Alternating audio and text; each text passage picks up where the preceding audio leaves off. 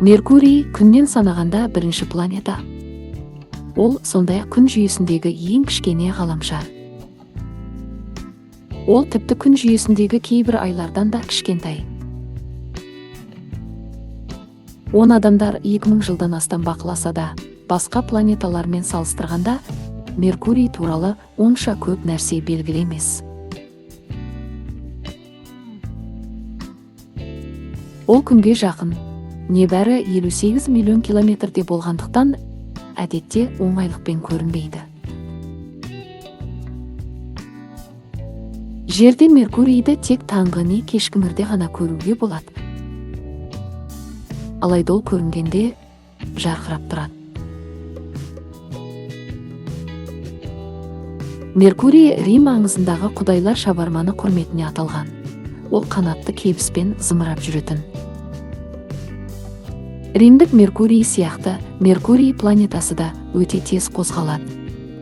Ол күн жүйесі ғаламшарлар ішіндегі ең қысқа орбитаға ие, және күнді небәрі 88 тәулікте бір айналып шығады. Меркурий күнді жермен салыстырғанда тез айналғанымен, өз білігінен бір үйірілуге әлдеқайда көп уақыт жұмсайды.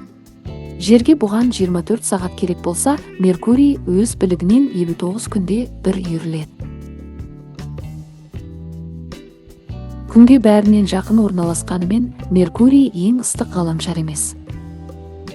Онда атмосфера жоққа тән болғандықтан, күннен келген жылу тез арада ғарышқа кері ұшып кетеді. Дегенмен Меркурийдегі қоршаған орта өте қатал. Күн астында температура 430 градусқа жетсе, түнде ол -190 градусқа дейін төмендейді.